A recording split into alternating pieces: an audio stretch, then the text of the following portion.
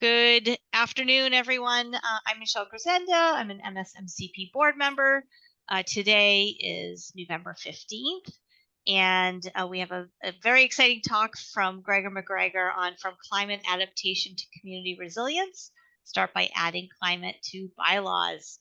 I will just note, because we have so many people on our talk today, this Massachusetts Society of Municipal Conservation Professionals does serve conservation agents and professionals throughout the state. If you're not a member of MSMCP yet, it is about $20 per fiscal year. And members do get special access to a members only section of our website. And we actually also started a Google group forum where members can chat amongst themselves with any burning conservation questions they have. So I hope you will become a member. And if anyone has questions about that, you're welcome to email me, at any point, and I can send you information about membership. So with that, I'm going to introduce Greg, and I'm sure he'll be back in his chair in a moment. So Gregor McGregor is the founder of the Boston-based environmental law firm McGregor, Leger, and Stevens, PC. The firm handles environmental law, land use, energy, climate, real estate matters, and related litigation. He is also a founding member of the International Environmental Law Network of similar specialty firms. Mr. McGregor's cases in court have broken new ground in environmental impact statements, wetland and floodplain protection, hazardous waste liability, land preservation and taxation, home rule powers for cities and towns, enforcement and contempt remedies, eminent domain, Article 97 and other open space protections, and the constitutional doctrine of, quote, taking without compensation. Prior to entering private practice in 1975, Mr. McGregor was an assistant attorney general and first chief of the Division of Environmental Protection in Massachusetts. I didn't know that about you, Greg. Greg is a co-chair of Massachusetts Continuing Legal Education's annual Environmental, Land Use, and Energy Law Conference, as well as MCLE's Real Estate and Environmental Law Curriculum Advisory Committee. Mr. McGregor received MCLE's Scholar Mentor Award in 2013, co-chairs the environmental law section of the Real Estate Bar Association for Massachusetts, and a member of that Bar Association's board of directors. So with that, I welcome Greg to today's talk. Thank you very much, Michelle. And MSMCP, I'm happy to be here and spend a little over an hour of everybody's time covering the subject of moving from climate adaptation to community resilience. How do we do that in general, and what can the Conservation Commission and its staff do? This is built on resources that are available to you, so I'm not making this up. This is not abstract. This is not hypothetical. It's the real deal, and your life is made easy by some sources you can tap into. Also, Greg, I might want to just, sorry to interrupt quickly here. You might get into this too, but I think if you can talk about how you want people to ask questions, I assume through the chat. I will. Yep. It's not impractical. I see 4 hours ago on my social media, the Director of Environment and Transportation in Cambridge is advertising to hire a climate team manager. And in case you thought that was the energy manager that your town has, or the position you went for and didn't get, this is actually timely.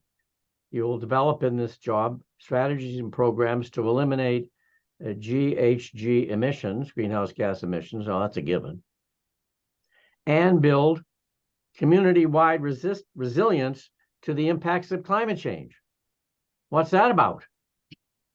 If you're interested in this exciting job and opportunity, you want to apply, you can look online at the Hiring Senior Climate Program Manager at Cambridge. So we're going to go from the sublime to the practical, and we're going to do it by having a slideshow that you will have access to because you enrolled in this webinar. It'll come to you. You want to do anything, and it'll also be behind the paywall. that you don't have to pay for except be a member of MSMCP.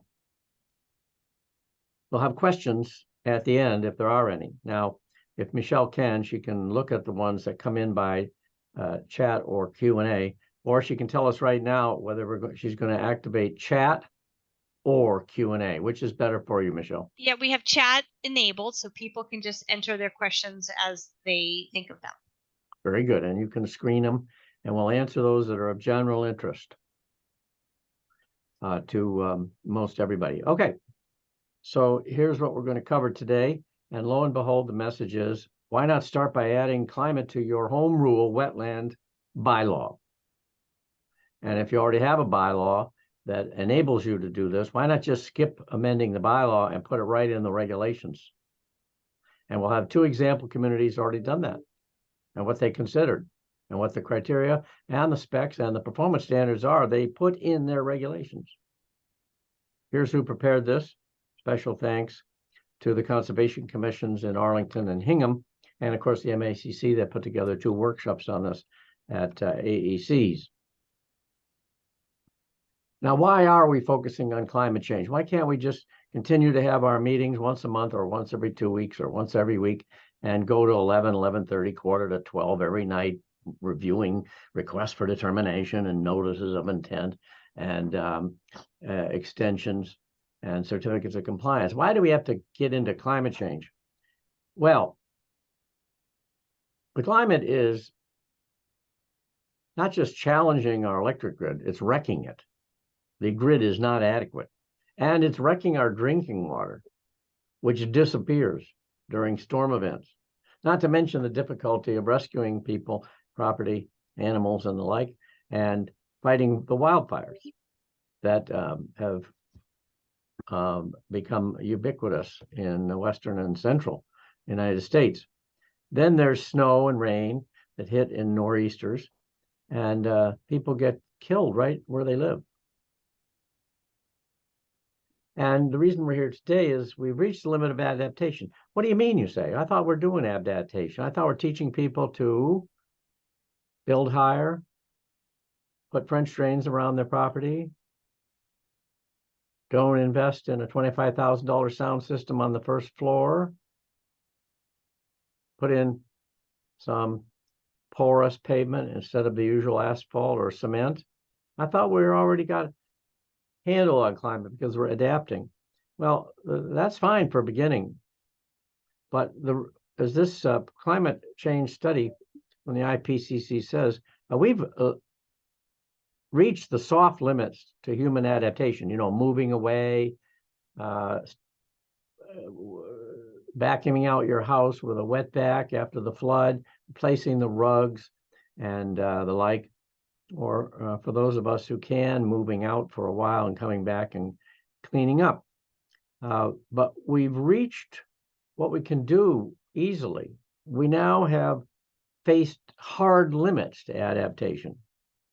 And our infrastructure and our social networks are brittle. And they challenge our human and natural systems. So what are we going to do about that? We're going to move it beyond merely steering people away from high-risk areas, raising up buildings and land uses above flood, recognizing that FEMA is a historical look-see and is not a prediction, and move to having our communities be actually resilient when they get hit by climate change. Community resilience is a measure of the sustained ability of a community to utilize available resources to respond to, withstand, and recover from adverse solutions. It means anticipating, preparing for, adapting to changing conditions, and then withstanding, responding to, and recovering rapidly from disruptions. By the way, nobody just made this up for climate. This has been in the field of human psychology for more than 100 years. To have a resilient personality involves these same things. the capacity to adapt to changing conditions and to maintain and regain functionality and vitality in the face of stress or disturbance.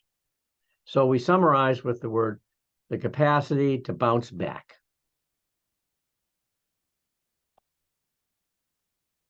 Now, the literature in our field, climate change, has put a finer point on it. Let's look at this definition, even though it means reading a slide, which you could read later on your own. But let's focus on this key difference. Basically, adaptation is a process or action that changes a living thing so it is better to survive, better able to survive. So that's changing yourself or where you live or your family unit or your town. So it's able to survive in a changed environment. You know, it's hotter, it's drier, and then it's wetter, and then it's snowier, and then it's windier, and then the floods are higher than before, and the impacts last longer. And if we change who we are and what we do, and the equipment we use and the like, we're adapting. Right now, you can go outside and see animals and insects, and if you have a longer term view, you can see flowers and other vegetation adapting by moving.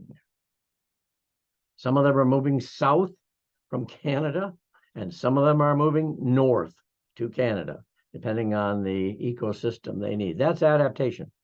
Resilience, on the other hand, our goal for today is the capacity to anticipate and cope with shocks and to recover from their impacts in a timely and efficient manner. If you had to say, what is the goal of resilience in our community? Let's say you're giving a speech or posting a post on the town website. Those are some good words. The ability to bounce back or cope with shocks and recover from impacts in a timely and efficient manner. That's a reasonable goal, and it's gettable. Fortunately, the legislature has recognized this and provided legal guidance as well as funding, and some of our communities have enjoyed the funding to do adaptation, move toward resilience, and integrate nature-based solutions, at least in what the municipality does. The challenge is to put it in laws so that the private sector and the nonprofit sector have to do that. And the definitions and the empowerment that comes from Massachusetts, the state legislature, is a coordination of the communities in the Commonwealth to strengthen the resiliency of communities and prepare for the impacts of climate change and mitigate damage from extreme weather events. Every 5 years, there's to be a state plan that includes a statewide adaptation strategy, and it will incorporate these things. Fortunately, this governor didn't stop at appointing a terrific Secretary of Environmental Affairs, and by the way, commissioners of her subsidiary agencies, but she has a sort of, I'll call her a climate czar, climate director, working directly with the governor. This is what it's all about. There already was, under the previous governor, an Office of Climate Innovation and Resilience. And it speaks to marshaling all resources and authority available. By the way, if you were going to look for some words to put in your little speech or your post, you could call for your municipality to marshal all resources and authority available to the city or town. That's very reasonable. It's the right way to say it, and it's doable.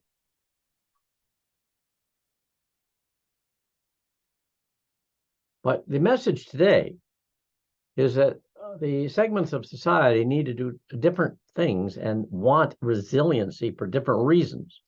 Let's start with business. What do we want our businesses to be resilient enough to do after weather events? Well, we want them to continue their operations. We want them to continue to get energy, or if they make energy or transmit it, to keep doing that. We want them to have access and to be able to transport things to, from, and around and with and about the business, you know, on the public ways and by rail and air and the like. And we want their supply chains to be uninterrupted.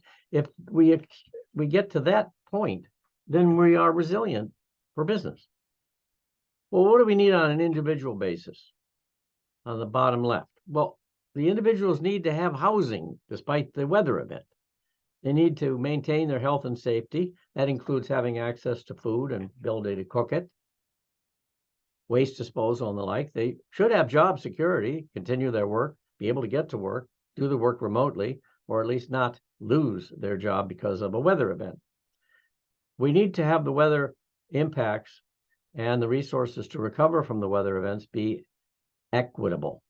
That is, we can't leave one whole community or part of a community behind. We aren't going to have any poor stepchildren neighborhoods if our communities are going to provide for individual resilience. Okay, bottom right, what do we need environmentally? Well, we need to make sure that these weather events don't destroy our biodiversity, which is at the base of what keeps us alive and saves our planet. So it better not wash away the important soils. It better not wash away the vegetation, the animals, the insects, and the like that are critical to biodiversity. We better have mitigation in place so the impacts are not as bad as they would otherwise be. I'll include in that the ability to predict that the weather events are coming and to know how bad they could be or have an increment over that we're going to get ready for, so as to, by advanced planning, mitigate the impacts. We need to make sure that energy supplies are available, like I said before, but also that energy use is,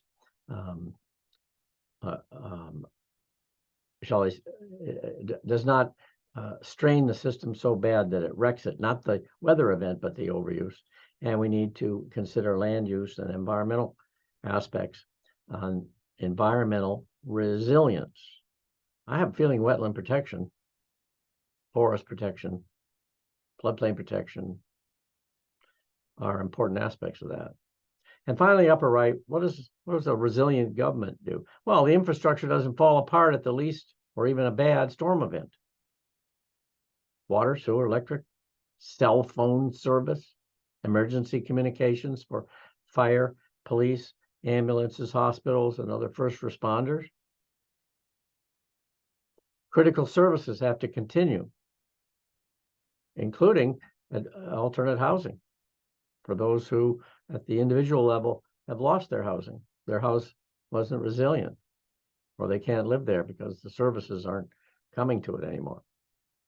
Emergency services must be available during, before, after, in spite of the event. And by the way,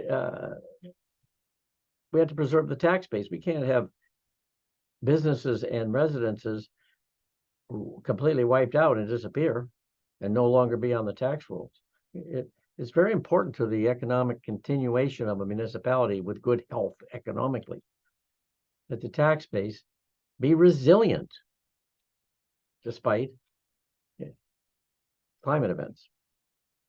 Well, let's get practical there. We have to do these things during heat waves.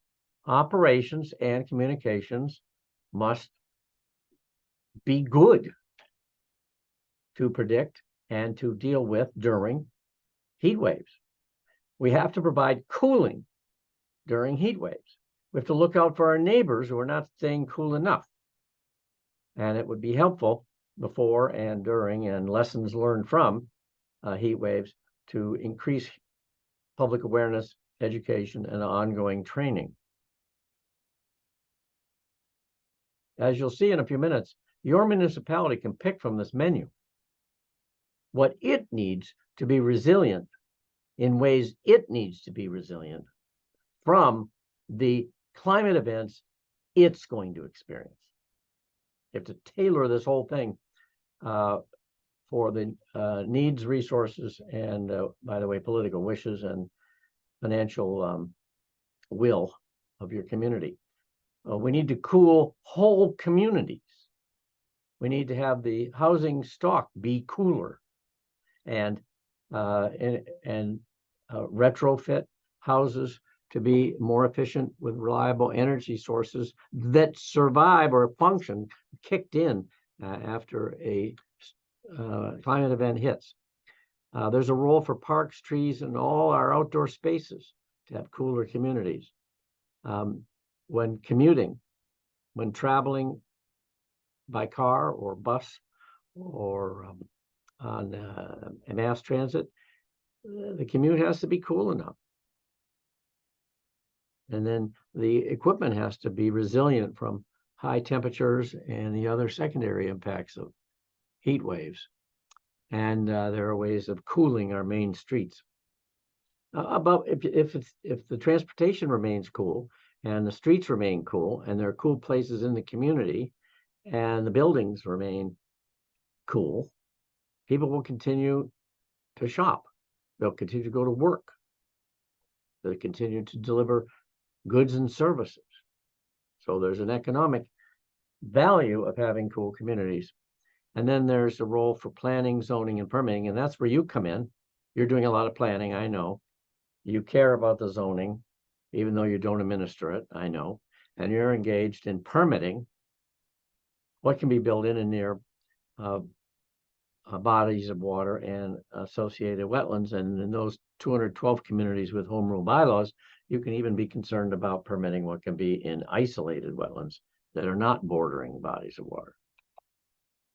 All right, so let's nail this cold as to the things every one of our communities must decide, or at least discuss, deliberate, and figure out what you're going to do.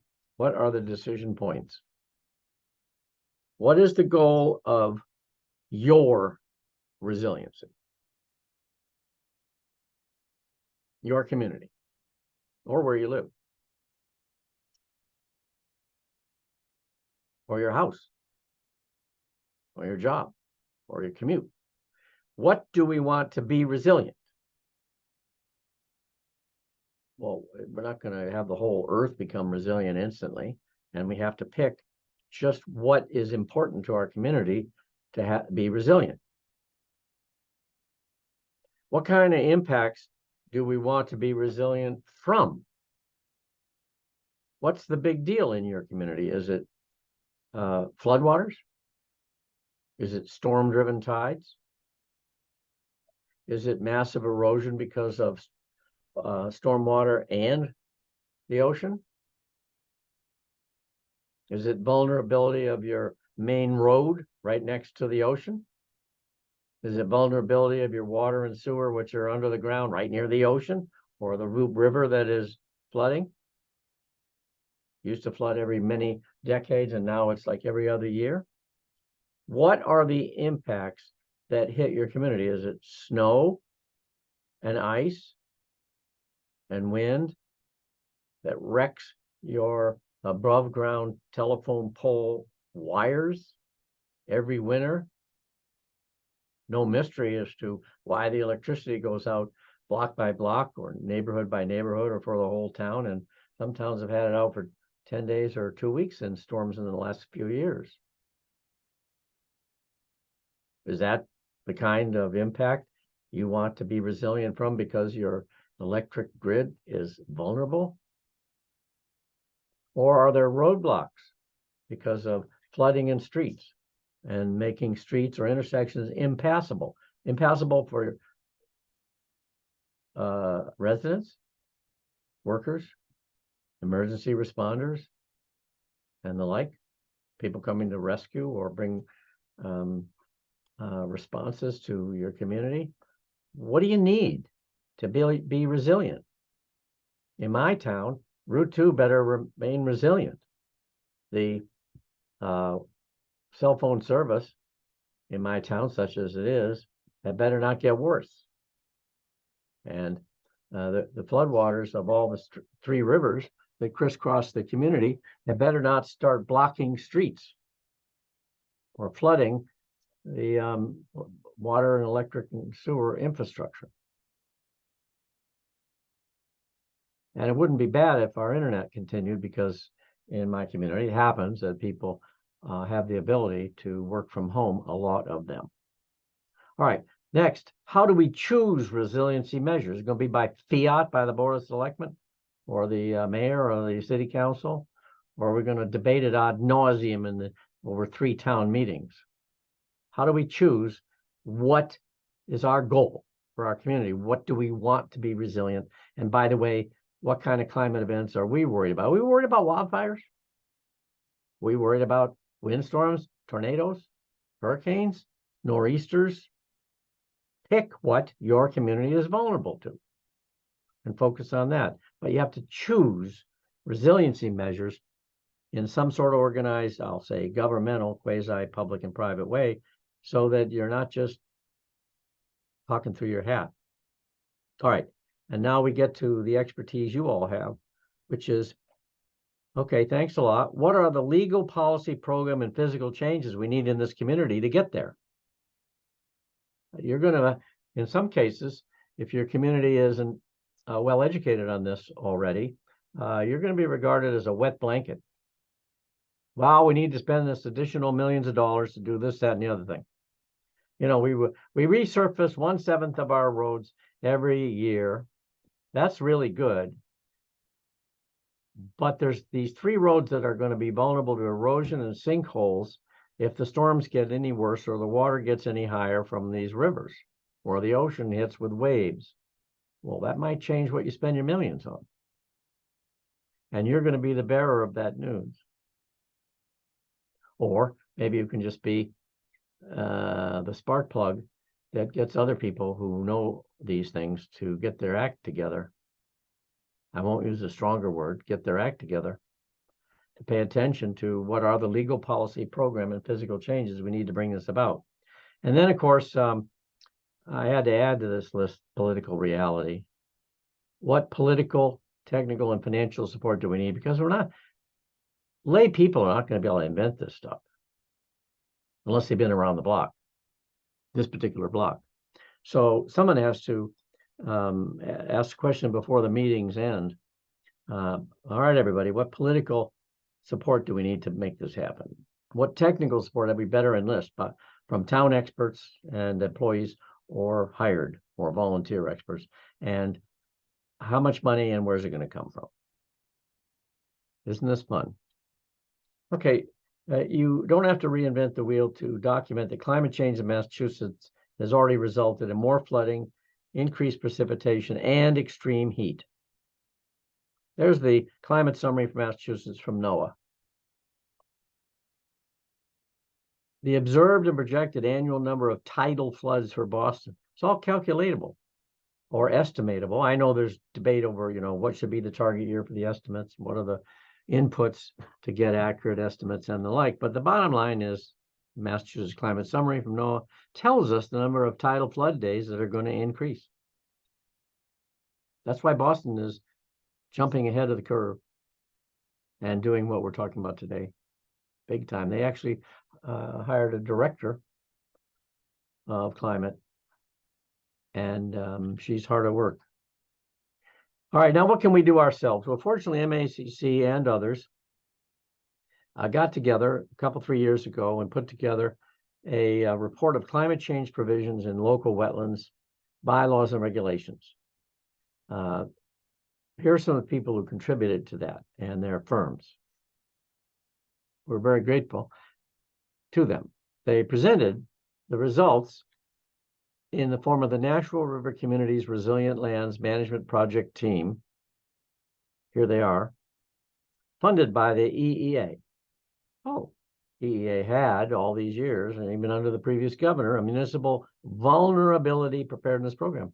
And many of you are paid with some of this money, or you went and got it. So your community would have other people working on this already. Some communities even have a person who's identifiable. I mean, you can know who this person is, whose job it is to maximize grant getting. That's an important job to fill. One person who knows she or he is the person who is in charge of maximizing grant getting. That's very useful. Hope I'm saying that forcefully enough. All right, here is what the Municipal Vulnerability Preparedness Program was about and is about, to support cities and towns to plan for climate change resiliency and implement priority projects. Well, that is Massachusetts being ahead of the game. And here's the beef. This report gives you the changes you need in your bylaw. Why? A justification and the ideal language to put in the words. And then examples in the right column. So when someone says, you made this up, you dreamed this up in a nightmare. Why are you doing this to us? You don't know anything about this. You're not trained in this. You studied botany and biology. Who are you to tell us what to do in our wetland bylaws and regulations? Well, the answer is it's all been done. And here's your script. All right, I'm going to show you what you get when you go to this link on the screen. See the climate's resilience, natural river, etc. When you click on that, you'll get the things that are on the left side here. They're there. You'll get those. Another way to get to the same link is to click on the link in the bottom. All right. And this is what you can print. This is not one page in a website with a few generalities. Let me illustrate. Regulations for all wetlands, it says. Recommendation, justification, recommended language, current examples, to deal with all wetlands as important to climate. Well, how's that for the first 2 pages? Oh, here's what to change in your definitions.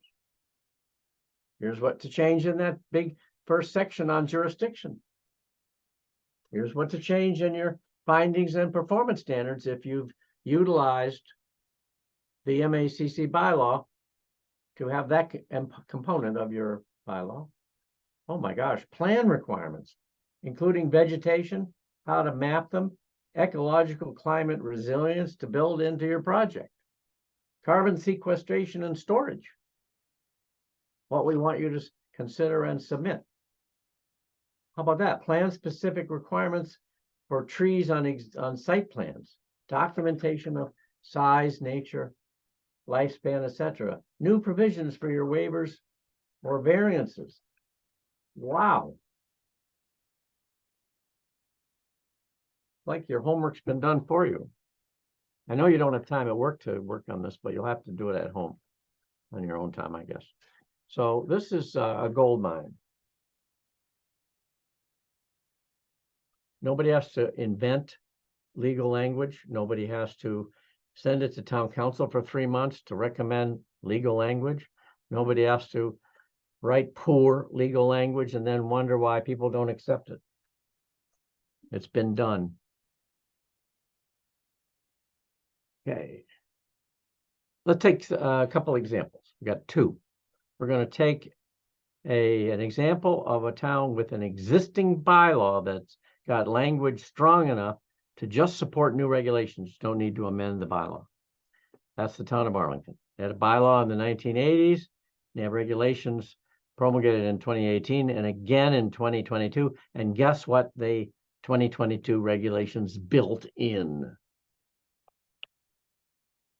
So they're an inland urban community example, and they published a 2021 net zero action plan, a roadmap to reduce greenhouse gas pollution and net zero. The focus to date has been largely reducing emissions. My purpose in life is to say that's just one side of the coin. The other side of the coin is nature-based solutions. So now that makes communities very resilient if you do nature-based design, planning, and regulation and permitting. So there were a set of recommendations previously in 2018 in Arlington about building community resilience. And the wetland regulations now deal with the impacts of climate change. They integrate the terms adaptation and resilience.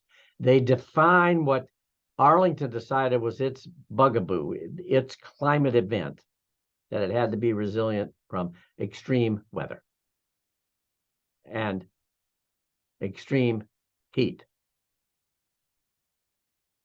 So they define the impacts of climate change as stuff about that.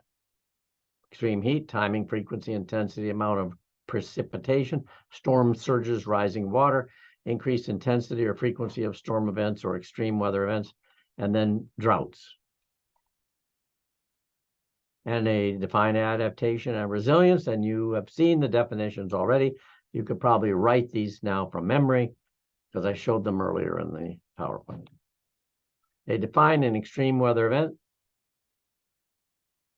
You got a reliable source for a definition of weather at the extremes of historical distribution lying in the outermost 10% of a place's history, meaning Arlington's history.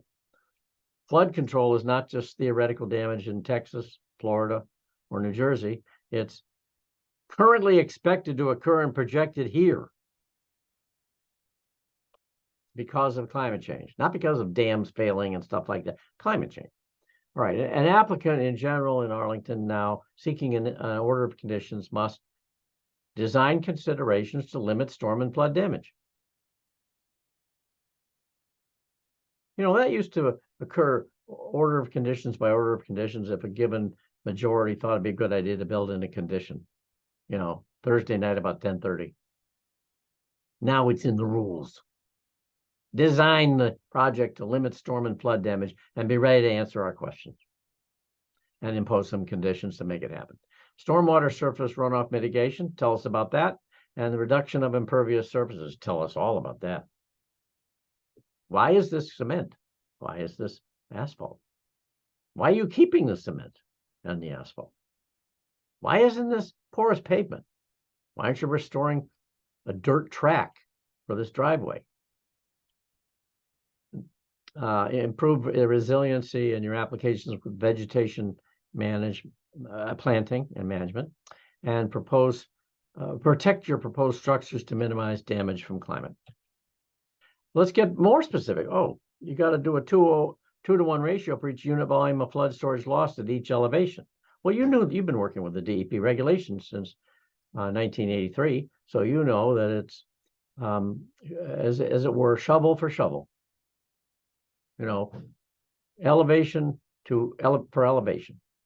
But this puts a ratio on it, 2-to-1 for each unit volume of flood storage lost at each elevation. And then there's tree replacement requirements. There's a setback, a kind of a setback, no build, no new structure zone. It's, you know, it's typical, 25 to 50 feet. And in the upland area near the resource area, in the upland resource area like the floodplain, don't increase your impervious surface. Not in this project that's before us. Don't increase your impervious surface. If you're creative, you could invent a condition that continues that obligates them not to increase impervious surface in the future. But that's beyond what we're doing today. And then they have a basis here for these stormwater calculations that they want done.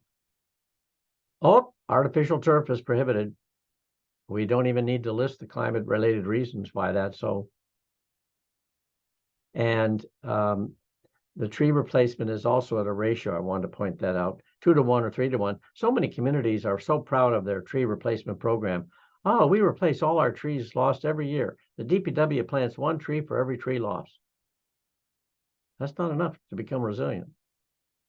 For many reasons you could list, including the size and age of the new trees and how long they take to begin to provide the climate benefits of full-grown trees that are lost. Oh, we got examples here of an actual residential project that was subject to those requirements. Here they are. The buffer zone is known as AURA in Arlington. So they have buffer zone here and a BVW and Spy Pond. So they told the applicant, collect all the roof runoff into a Cultec system sized for the 100-year storm event. Do some stormwater management and pollution control. Do a planting plan to improve the resiliency of the habitat for wildlife. There's a native planting buffer strip close to Spy Pond. Permanent markers to prevent mowing. Porous and pervious surfaces are to be maintained.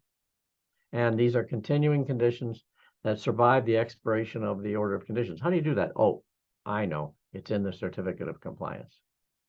You list the numbered paragraphs that continue. Oh, let's see if there's a commercial project that's an example. Yes, on Garden Street. Turns out this building was going to be in the riverfront area, also in the buffer zone and the bordering land subject to flooding. Okay, so that triggers the compensatory flood stories at 2 to 1. They have to decrease the impervious surfaces net of the project. They have to decrease the impervious surfaces. They did that with porous pavement. They did a little better than the state requirement for TSS removal in stormwater, and they replaced vegetation with an idea to mitigating heat island effects. Here's an example, a municipal project. Well, special challenges here. This site of the Wellington Park had experienced extreme flooding. It had wicked bad habitat and invasive vegetation everywhere. And the park itself was subject to competing, and I mean contradictory uses. So they decided to use what's called adaptive management. Now that, to someone who majored in English like me, that means we don't know ahead of time what we're going to have as our final product exactly. We're going to adapt as we go. It doesn't mean we're going to leave everything up in the air, or we're going to debate everything till the cows come home and never reach a decision. It's a whole beautiful concept for planning, environmental land use, and other planning. We're going to increase flood storage net. We're going to include a play area that is flood tolerant. I don't know if that means the kids are going to play in the floodwaters like I did when I was a kid, but I don't think so. It means the area is going to survive the flood, so the kids can come there when the floodwaters recede. And they're going to improve habitat resilience through native plantings and invasives removal. Well, that sounds like a good project. You might think up 10:30 in the evening on average order of conditions. But now it's law. It has to be in the NOI, has to be in the narrative, has to be in the specs. Has to the experts doing it and presenting it have to know about this stuff and explain how they came to the conclusion that this project in the NOI plan meets the specs. And then, of course, they have to put up with conditions that the commission may decide are necessary to protect the values in the bylaw.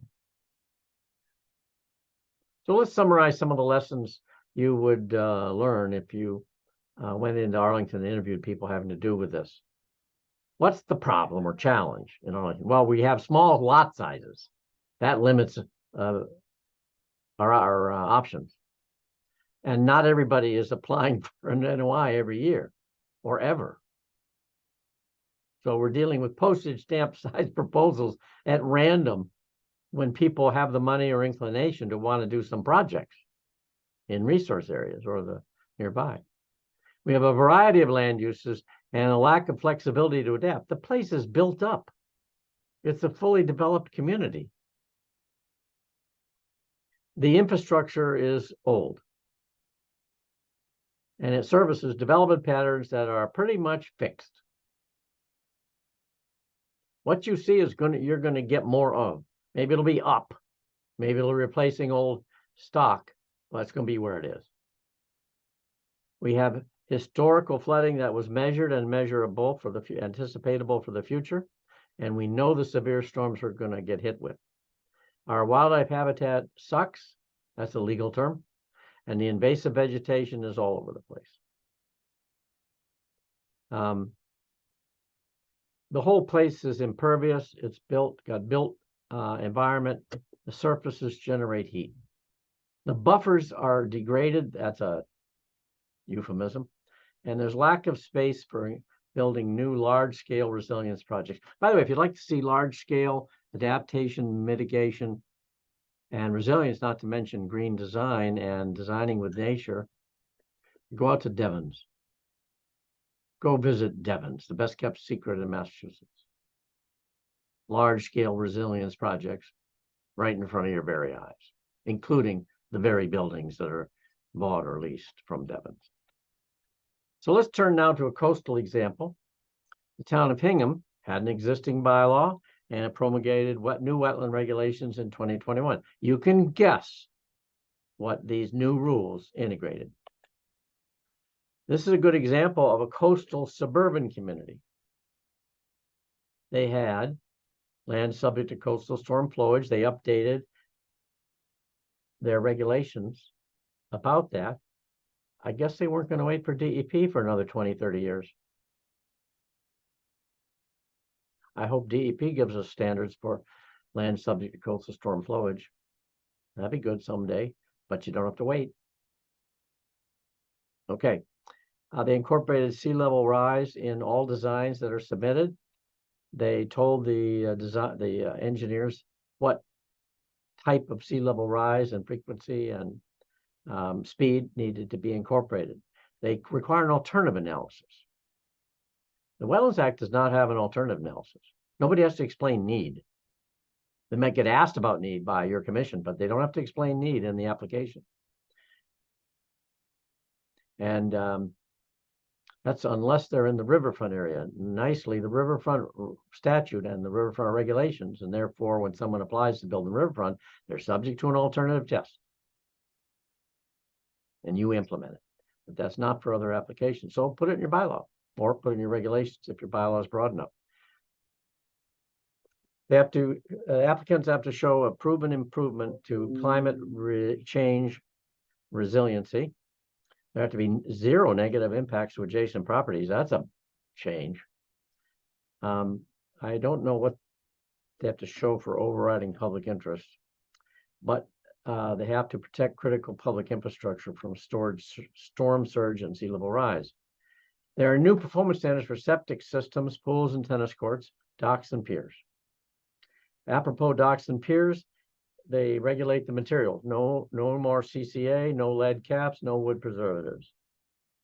They're going to encourage seasonal use and controls, meaning removal and storage restrictions, including restrictions on how you drag your dock segments in and out of the water or where.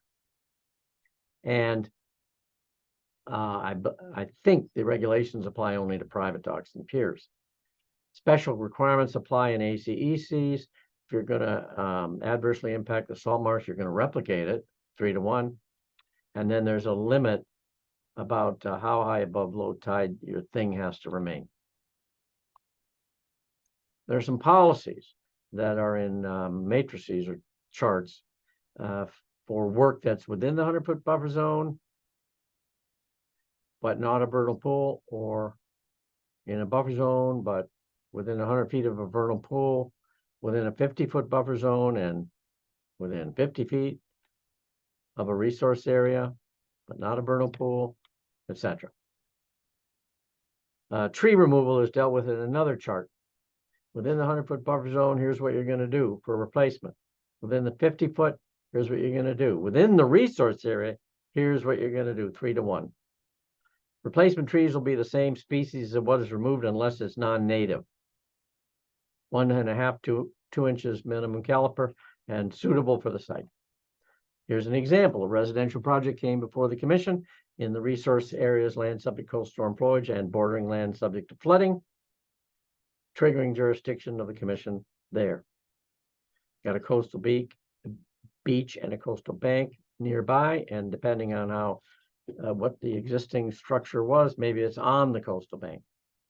They're in the buffer of those things, and you're not allowed to cause instability of a coastal bank under the coastal regulations some distance away. By the way, the coastal regulations starting in 1978 included these de facto setbacks from banks. Not a buffer zone of a bank. It's a performance standard if you're doing work near a bank. Don't impair its stability or function. Same thing with a salt marsh. Not a buffer zone of a salt marsh. You already got one. Most buffer zones are only in freshwater resources. It's 100-foot performance standard. Don't do anything that impairs the functioning of the salt marsh. Dunes, same thing, 100 feet. Not a buffer around a dune. It's a performance standard of 100 feet. Do not do anything out there that impairs the function of the dune. And I guess they had to protect land containing shellfish. So therefore, they wanted a lawn, they wanted boat storage, but they had the floodplain present on the property, both the regular 100-year flood and the velocity zone. Yikes. Maybe that was where the boat was going to be. So they imposed conditions like I mentioned, and special conditions for the coastal buffer vegetation, and they had the applicant and eventual permit getter put money into a shellfish mitigation fund. So this is a proposed addition to a house, adding a pool, adding some deck to an existing deck,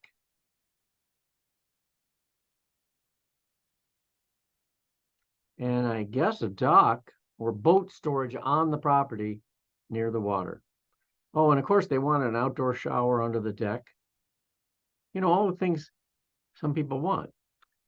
Thereby this is an example of having someone accept the new design specs, performance standards, and values protected by the conditions for climate. Here's an example of a municipal project. Looks like a parking lot on the ocean. Looks highly stressed, kind of mishmash. Oh, land subject to coastal storm flowage. That's why it looks the way it does. And it's got coastal bank. There's a documented erosion damage. The storms are not doing good things to that asphalt. And that asphalt's falling onto the bank or the beach and nowhere, no doubt, into the water. And there's land containing shellfish right offshore. I think the left side is before and the right side is after. The challenge is, oh yes, of course, the floodplain is regular coastal floodplain plus velocity zone, documented erosion. I mean, Mother Nature's having her way. And it's the only public bathing beach in town for which there's a lot of competing uses. Wow. So they established dunes there. Did you know you can recreate dunes and put vegetation on them for the purpose of having them be stable, not to mention the benefits of the vegetation? They created a swale in the parking lot, probably to capture and limit the damage from tidal and storm-driven waves. And they did a beach nourishment and management plan. Here were the challenges that they think they had, and which you probably would hear if you debrief them yourself. The thing they had to be resilient from, apropos this parking and swimming area, is coastal flooding. They had to be cognizant of sea level rise. It's not getting any lower, not in this millennium. And the storms are more frequent, they last longer, and they're more severe. You know, we're out of control, essentially. We can't protect this, let alone have this beach be resilient. It's not resilient. We have a difficulty in predicting along the coast, knowing what performance standards to apply and what the heck we should design for. Well, yeah. And so we had to take account of hard and soft measures both. We got dune creation, we got planting, we got erosion controls, both hard and soft. We got to keep the water away from certain things here. Maybe that's the swale. So we got to use all our smarts in planning, design, funding, and politics to use traditional and new measures. We had to have scientific collaboration to create effective natural barriers. We're not going to get lay agreement on what our natural barriers should be preserved or what new barriers we should create, man-made or natural. You know, where are we going to have the new salt marshes that we're going to make? Where's the beach augmentation going to be, making new beaches 300 meters wider than they are now to protect infrastructure and property behind? Where are they going to be? You're not going to get there in town meeting. You're going to need scientific collaboration to narrow the choices and document the need and what will work. We better engage the community on these infrastructure and residential projects, especially if we're telling the taxpayers, you're going to pay a lot of money to relocate our infrastructure. We got to get it out of harm's way. And if you're going to do more than just educate people to retreat on their own from the ocean, you know, their existing structures, you want to make that easier for everybody. You're going to have to get community buy-in. And finally, this community and others similarly situated predict a massive commitment is needed to make our coasts resilient, period.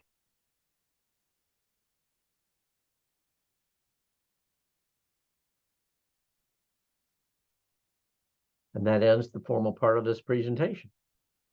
And we're open to questions and discussion. What do you know? On time and under budget, Michelle. Thank you, Greg, for that wonderful presentation. And some conversations have been happening in the chat. Some have been answered, some haven't. So I can kind of go through those first, and then we can open it up to real discussion if people have more questions. I did add, well, actually, I'll start off by saying, Greg, you had mentioned that I think you're going to share your slides with us to send out to this group of people. Is that something you're planning on doing? I sent them to you about a month and a half ago. Well, then I will look through my email inbox and get those.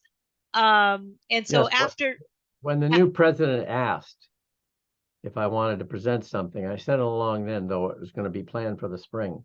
Excellent. Okay. But if you need it, just let me know. It'll take me 5 seconds to send it. Yeah, I can grab that too. So what we can do, folks, is after today's meeting is I'll send off a email anyways to make sure people get the slides.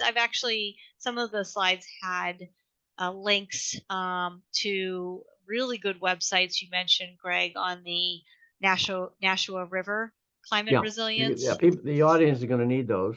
Yeah, so we put those. You could give those links separately in your email, as well as have them be in the PowerPoint you give people. Exactly. So I did find those. Some people have added them onto the chat, but I'm starting to create a Word document with some clickable links, because then, of course, although I was paying much attention to your presentation, Greg, I did end up finding some additional websites that were taken that the National River site took us to. And Mass Audubon also has a really good bylaw section that I found useful. The spreadsheet that you showed on one of your earlier slides, the colorful spreadsheet, looks amazing. It is very difficult to look at online because it's so much, the text is tiny. And so it's possible, I'll try to reach out to either Rebecca Longval, though I know she's, I think on maternity leave still, or Philip Duffy, who are the two municipal conservation professionals who were part of that MVP grant, and see if maybe they have some type of a editable or Google spreadsheet that could be used to look at that a little bit easier. So I'll try to check in on that. A question came in, Greg, about specifically about Arlington's regulations that talk to climate resilience, and the question was, actually, I guess I should read the question rather than remembering it. I just lost it. Okay, was basically about what part of the bylaw allows Arlington to add climate resilient regulations. And I'm sure you can speak to that. Certainly what I can say is when I went onto the Arlington website, the bylaw website, that it did talk about how obviously the commission has the ability to promulgate rules and regulations to administer the bylaw. And then it says basically the Conservation Commission shall promulgate after due notice public hearing rules and regulations to effectuate the purposes of the bylaw. So that gives, I think, commissions a carte blanche ability to impose regulations as long as it is specific to the merits of the bylaw. And then when you Yes. Go ahead, Greg. You Oh, can. no, you go ahead. You're on So- it. You're on the right track. Okay, and then under the regulations, which Arlington has a very robust uh, set of regulations that's like 80 something pages. But on page 75, section 32 is the climate change resilience. And they start off with the findings. They say the impacts of climate change can adversely affect each resource area's ability to provide and promote the resource area's values protected by the bylaw. So that's I think that's going to be your hook to kind of connect it to, specifics to put in the regulations that ties it back to the bylaw. Resource areas are critical to building a community's resilience adaptation to the impacts of climate change due to their ability to provide for flood control, storm damage prevention, extreme temperature mitigation, and other resource area values, including but not limited to water supply protection, pollution prevention, erosion and sedimentation control. And then it goes on. So I think they're basically stating in the beginning of section 32 in their regs why the commission can promulgate rules and regs related to climate resilience. How do you do, Greg? You're correct. They had a robust bylaw. It wasn't a sketchy or skeleton bylaw. It was the MACC model from 3 or 4 editions ago, beefed up through the years to be relatively current. So it was without challenge adequate for using home rule power to the fullest. That's point one. Point two, you looked at language that together can be knit to bootstrap climate. I mean, if you're going to protect habitat and you're going to protect groundwater, you're going to protect drinking water, and you're going to preserve or deal with flood control, apropos individual projects coming before you, you can knit them together and impose conditions for those things that also happen to benefit climate. I mean, Concoms for years have asked for porous pavement or banned artificial turf or asked people not to mow their back lawns, but let them be wildlife meadows. Okay, and then you add that, as I recall, the commission inquired of town council if the bylaw was adequate. That's helpful. You could get a yes.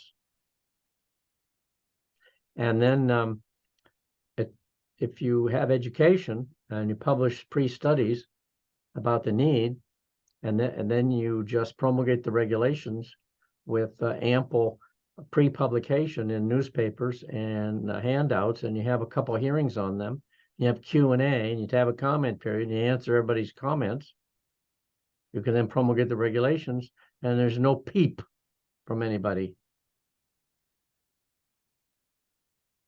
That's a way to do it. You can also change the bylaw by explicitly adding the value of wetlands and nearby water bodies, or your isolated water bodies and wetlands to climate. And you just use the language in the first 25 pages of the booklet. And then you've nailed it. You got your existing bylaw beefed up to then empower you to do the regulation. All right, you want to know more about that? Ask Nathaniel Stevens, who is a partner of my firm and a member of the MACC board. How did you do this? What's the wording? What's the language? It's possible that I know Boston promulgated, I think, their first bylaw around the time that this interest in incorporating climate resilience became more pressing. And so I wonder if the Boston wetlands bylaw might actually explicitly define as a It definitely does. value. It's an ordinance because the city, Thank you. as part of the code of Boston, and it is, it has everything you would imagine in the ordinance itself. And that's why the commission is doing what it's doing, way out, ahead of the curve, because they have unquestionable, unparalleled legal authority in the ordinance itself. Great. So that's a good sample for people to look at. Yep, Um, that's a good first question. You got another? Yeah, yep. Someone had a question, and I can't remember if your slide included it, but they had a specific question about the address for the street address for the commercial project in the Arlington slide that was used in example two. I don't know if you provided addresses or want to, but I don't the one that had porous pavement. Someone was asking about. No, I don't know the address. Yeah, that's what I figured. So And you could, ask the people on the commission, yeah. or again, ask Nathaniel Stevens. Yep. I'm sure you could call the conservation agent in Arlington. They might know that Yeah, too. she might know. So I think those were all the main. Let me just double check that someone else, anything else. Okay. Amy from Situate asked, Greg, are you aware whether Hingham had any pushback or appeals of projects implemented under the new bylaw for the land subject to coastal storm No, flowage? I would not be in a position to know. You want to call the agent and Hingham. I did ask when I put this PowerPoint together last year of her, did the changes get made to the regulations that were proposed in what was the PowerPoint shown to the MACC annual environmental conference? And the agent had changed. The agent had left who did the work, but the present agent checked with her and it and ascertained that the changes that were in the slideshow earlier were made. So that's they're put in here as in the regulations.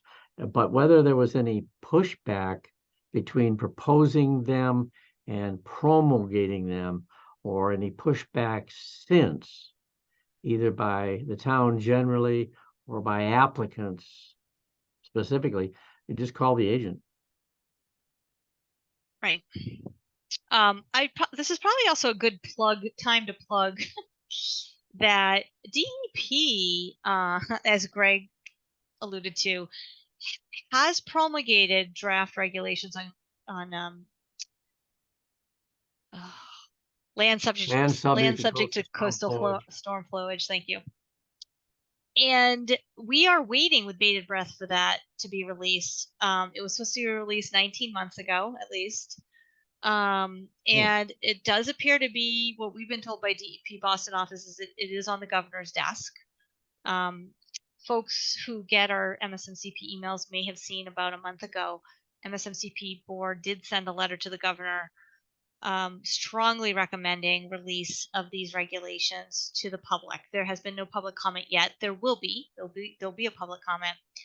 And that is called the climate resilience 1 package 1.0 that DEP will be releasing for draft public comment. It's going to include not only those draft definition for land subject to coastal storm flowage and the performance standards for it, but also a number of other regulatory changes, including stormwater and other aspects. And we are waiting desperately for it. So, I do think that we have the power of our municipalities and of our position, and I recommend anybody send an email or a letter to DEP Boston office, to Governor Healy's office, urging them to issue these to public comment.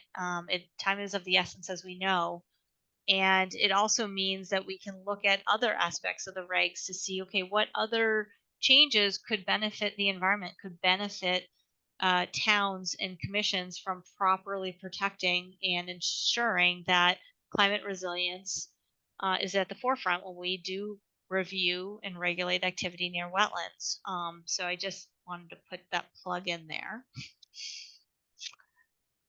We have a couple more questions. Greg, should we try to incorporate some of these into our zoning bylaw, quote, low impact development or site plan review?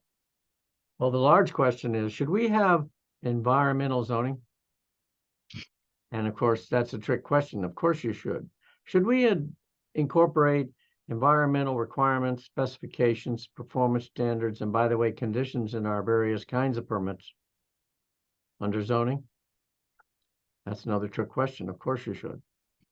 A perfect example of wholesale environmental zoning is floodplain zoning. About 80% of municipalities in Massachusetts have floodplain zoning of some sort or another, largely driven by the federal flood insurance program and banking regulations. Now, about 20% of communities have something called wetland zoning. Not 80%, 20%.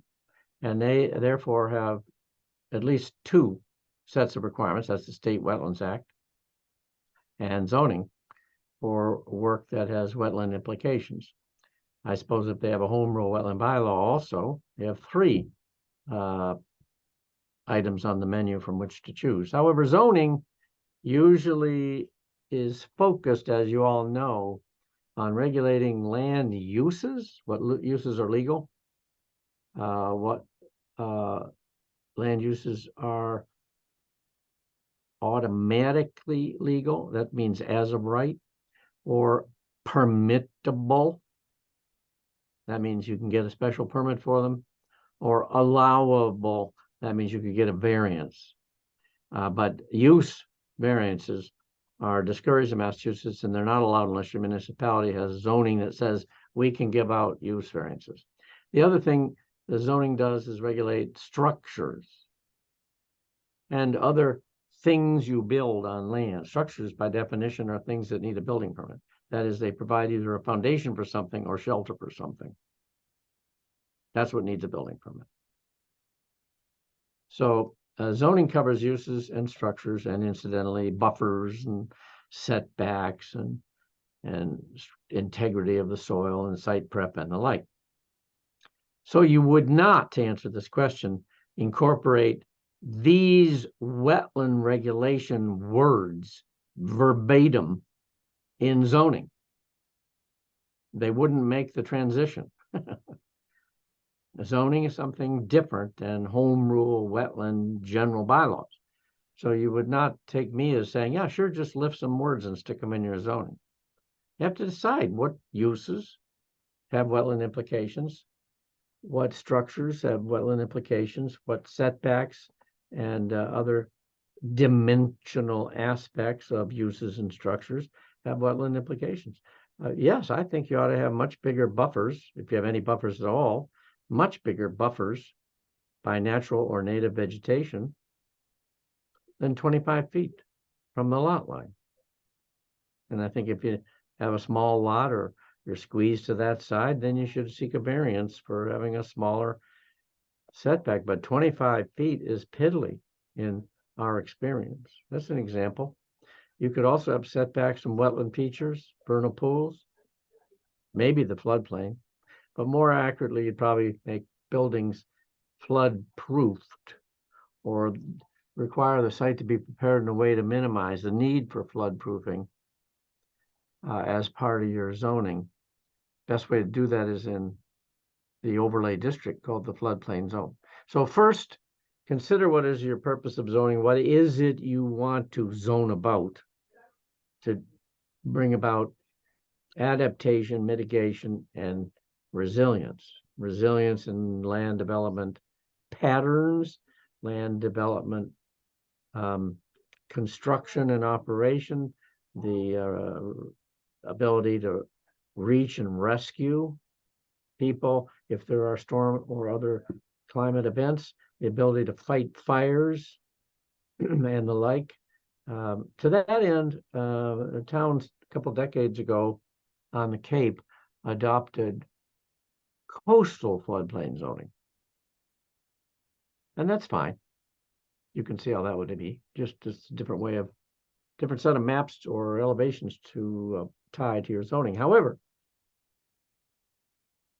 they banned all new residential structures in the coastal floodplain. And one of the reasons they did that, cited in the bylaw and in the white papers to urge that it be adopted, is to protect the lives and health of people living in the zone so they could get rescued, and to protect the lives and health of the rescuers, who otherwise are put at great peril trying to rescue people, to reach them, or to survive the ongoing storm, or to survive the wood and metal and everything floating around, bashing around in the storm. And the bylaw was upheld against a challenge by someone who said, well, wait a minute, I've always had this property, I inherited it, I really would like to build a cottage on it. Nope, I wasn't allowed. That was prescient, because Katrina happened a little while later. So yes, environmental zoning, sure. Instantly translatable, just cut and paste? No. Do you have existing environmental zoning? Yeah, sure. Wetland, floodplain zoning. It should be integrated in one way or another with your health board and its regulations, and deal with septic systems and other means of disposing of sewage, water supply, groundwater, and the like. You could use zoning to control water use from private wells. You could also use Board of Health regulations to control water use from private wells and deal with irrigation and lawn watering and the like. So it should be a holistic approach, and we encourage it. Thank you, Greg. Another question came up about whether you know of any examples you can cite where neighboring towns or a regional planning agency adopted similar regulations to address coastal or other climate impacts across borders. Are towns working together? I will ask Nathaniel if they're coordinating with Watertown and Belmont and other neighboring communities. I know my town is. We get along very well with the neighboring communities, but no, I've not done a survey of whether there's a movement or even two towns that are passing around similar approaches. I think you'd want to find out which of the towns around you have gotten the resiliency grants from the state, and then talk to the people in charge of implementing and see that they're all of the same mind, or they're using the same models, or they know about this resource and are thinking about the wetland bylaw you administer. Yeah, I know, like certainly Cape Cod Commission reviews permits certain activity on the Cape, and it seems like they have their own set of rules that govern any activity on Cape Cod. So that's an example of another layer, not necessarily a town, like two towns collaborating, but at least another regional entity that looks at stuff like this. Yes, the Cape Cod Commission is the only regional planning agency that actually now has an enabling act and has the authority to implement law. And indeed, you are correct. They issue kinds of permits or approve kinds of studies dealing with developments of regional impact and developments of regional importance. They are not a conservation district. They are not promulgating uniform regulations for their member communities to adopt. But we do, it's a good question here.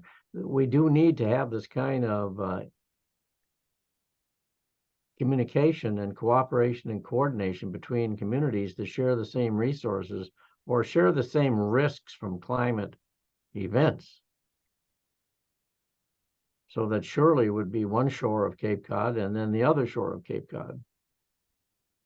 The North Shore, if not with the South Shore, they each should have a common purpose and a common set of resources. And it would be helpful if the laws they enact and promulgate, rules they promulgate, are same or similar. I'm not saying they should adopt the lowest common denominator that they can get through.